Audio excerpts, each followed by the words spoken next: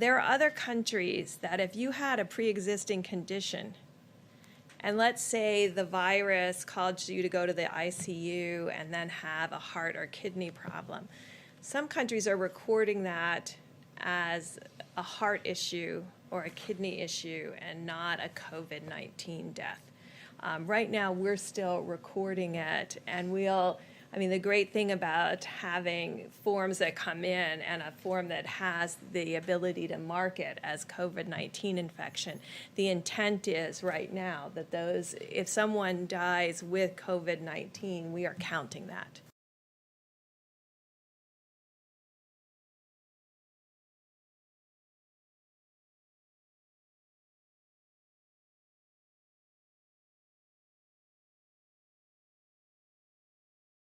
I just want to be clear in terms of the definition of people dying of COVID. So the case definition is very simplistic. It means at the time of death, it was a COVID positive diagnosis. So that means that if you were in hospice and had already been given, a few weeks to live, and then you also were found to have COVID, that would be counted as a COVID death. It means that technically, even if you died of a clear alternate cause, but you had COVID at the same time, it's still listed as a COVID death. So everyone who's listed as a COVID death doesn't mean that that was the cause of the death, but they had COVID at the time of death. I hope that's helpful.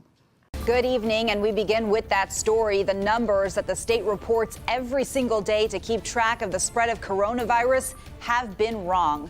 I'm Jessica Janner Castro. I'm Mark Wright. Good evening. So the state says it has mistakenly been including negative antibody test results with its total negative test results since April. So this means negative test results were inflated and the overall percentage of positive results was underestimated by almost a full percent. The state says it has corrected the numbers on its website. Also, the State Department of Health announced today it will adjust the way it reports deaths from COVID-19 because until now, if someone had COVID-19, that was what the cause of death was recorded as.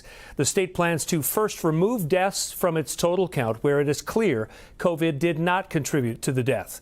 Right now, 7 people fall into that category. Then the state will add classifications to each death. For example, did the coronavirus contribute to the death? Probably contribute, suspected to have contributed, or did not contribute at all.